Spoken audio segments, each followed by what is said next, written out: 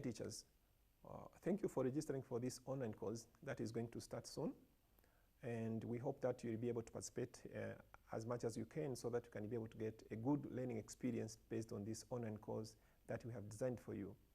So this course will be starting on January 13, which is Monday. And we'll be having, because we have a lot of activities to be able to do. So I'm going to start by explaining about the structure of the course itself. So within each week, you'll have activities to be able to be completed. But then you will start with watching the videos, which will help you be able to look into how the concepts about different topics are being explained.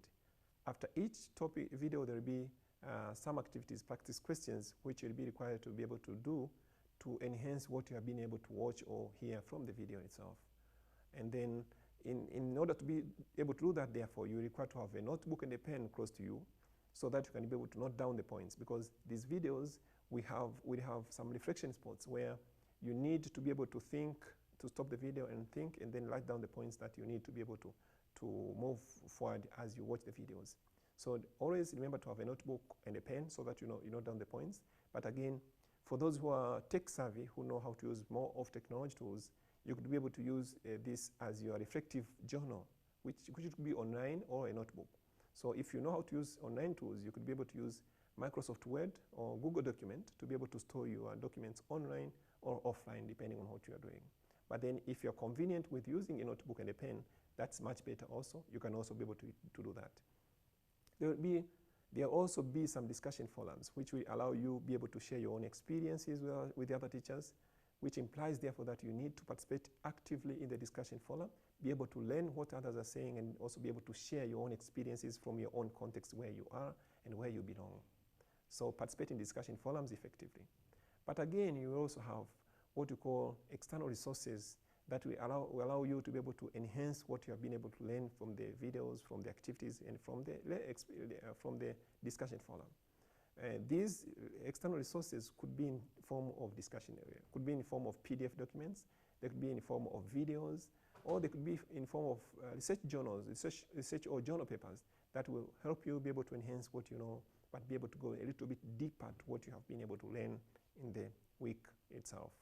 So at the end of which of these activities, you will also have to do some activities or sessions that will allow you to be able to do your sessions much more better. So in this context, therefore, you are required to complete all the activities weekly so that you can be able to pass and be able to complete your activities as much as required. Again, there will be some course activities that you'll be required to submit as you walk through the course itself and complete the sessions. Okay, now here are some of the activities that you'll be required to do. Since the course has a lot of activities and assignments and quizzes, you'll be required to submit all the activities as required, and each activity will have a deadline. That means when you are reading the activity itself, you have to look into when this activity is actually going to expire. So that means you have to complete all the activities as the deadline says. And remember to submit all the assignments, remember to submit all the quizzes within the same week itself. And this will give you more time to be able to start a fresh week without any load that you have left behind. And it is much more easier because you can be able to use only 1 hour per week, 1 hour per day, or 5 hours per week, which will allow you to be able to complete all the weekly activities so that you can start with a fresh week next week without any load behind. Remember, there will be some assignments where you have to submit some documents.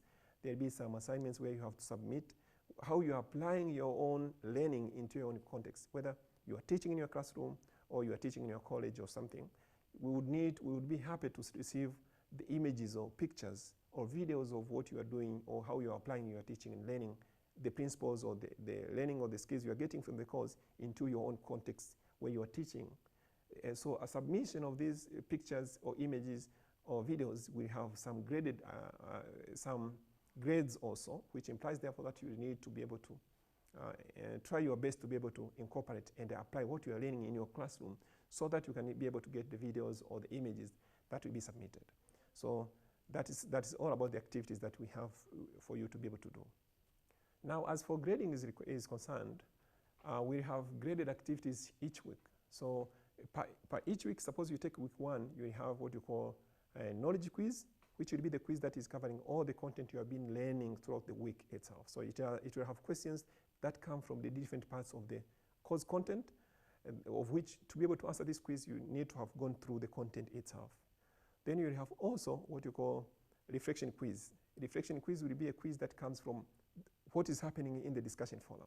So make sure that you're participating in the discussion forum, comment on what has been posted by other people, but again, be able to comment on the question or respond to the focus question that has been set for you to be able to respond or discuss participating.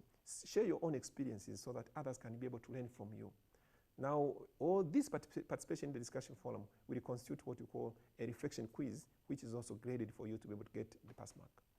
And then you will have also another quiz, which is called Assimilation Quiz, which will come from all the external resources, whether it's a PDF document you have read that has been shared, whether it is a video from YouTube or from elsewhere that has been shared, whether it's a research paper or a journal paper that has been shared for you to be able to review or add your knowledge. There will be a quiz that will come to make sure that you have been able to touch or read or go through these external resources shared in the platform. So all these will constitute what you call graded activities in the platform and will be given some marks as well. So again, remember you have time to submit all these graded activities. Each will have a deadline.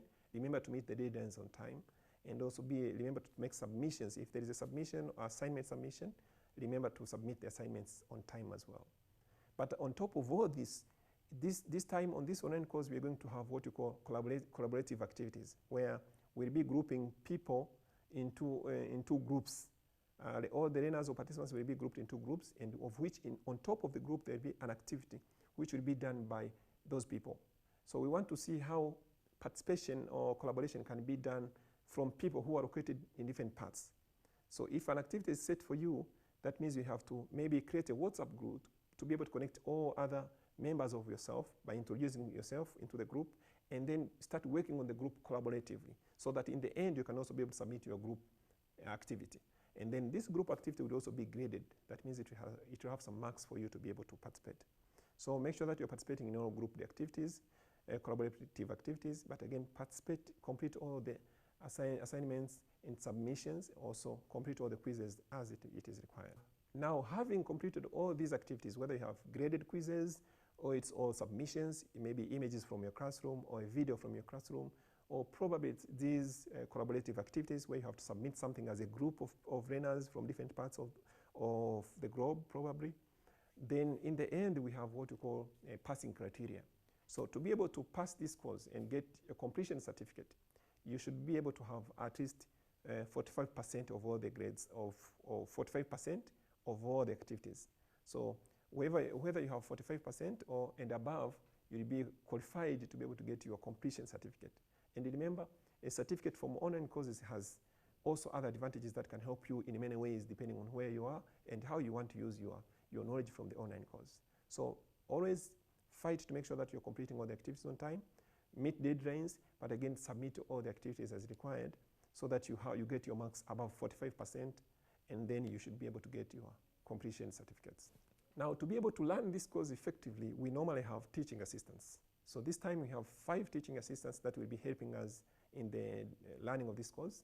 So there will be, these are as follows. The names will be shown and as follows here.